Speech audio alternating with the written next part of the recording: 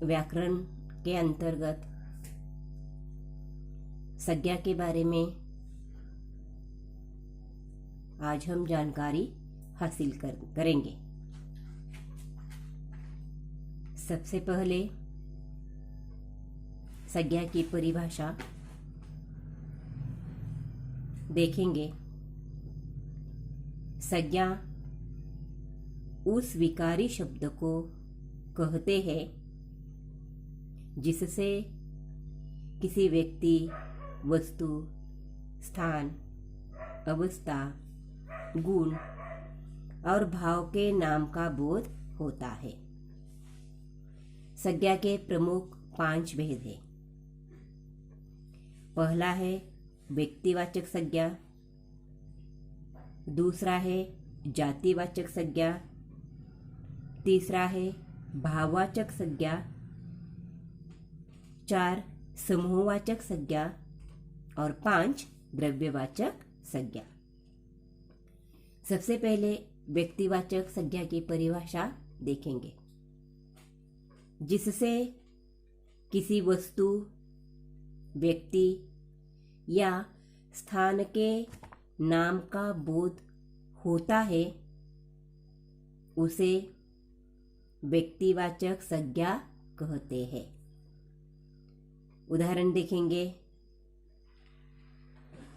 किसी शहर का नाम, राज्य का नाम, गांव का नाम, स्थान के अंतर्गत जो भी नाम आते हैं वो व्यक्तिवाचक संज्ञा के अंतर्गत आते हैं। दूसरा, व्यक्तियों का नाम, जैसे भगत सिंह, जवाहरलाल, श्री राम। तीसरा, पुस्तक, रामायण, महाभारत, गोदान, यानी पुस्तकों के नाम, नदियों के नाम। यह सभी संज्ञा व्यक्तिवाचक संज्ञा के अंतर्गत आते हैं। दूसरा प्रकार है जातिवाचक संज्ञा, जिस पद से किसी संपूर्ण जाति, समूह या वर्ग का बोध होता है, उसे जातिवाचक संज्ञा कहते हैं। उदाहरण के तौर पर देखेंगे। सोना, चांदी, तांबा, डॉक्टर, शिक्षक, वकील, यानी कि कोई व्यवसाय के नाम हो, धातुओं के नाम हो, पशु पक्षियों के नाम हो, फल फूल तथा सब्जियों के नाम, यह सभी उनकी जाति का यहाँ बोध होता है, इसलिए उसे जातिवाचक संज्ञा कहते हैं। तीसरा प्रकार है भाववाचक संज्ञा, जिस संज्ञा पद से किसी वस्तु या व्यक्ति के गुण, स्वभाव, स्थिति या अवस्था का बोध होता है, उसे भाववाचक संज्ञा कहते हैं। उदाहरण देखेंगे। घृणा, हंसी, बुढ़ापा, बचपन, यानी जिसके भाव दिखाई देते हैं, ये सभी भाववाचक संज्ञा के अंतर्गत आते हैं।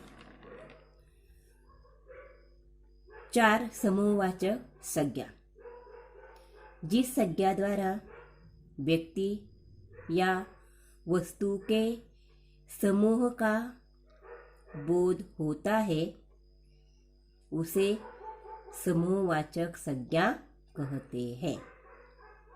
उदाहरण के तौर पर हम देखेंगे।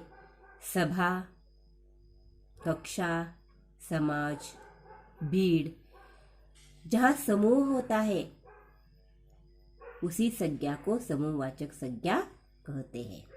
और अंतिम भेद है द्रव्यवाचक संज्ञा, जिस संज्ञा द्वारा मापतोल वाली वस्तु का बोध होता है, उसे द्रव्यवाचक संज्ञा कहते हैं।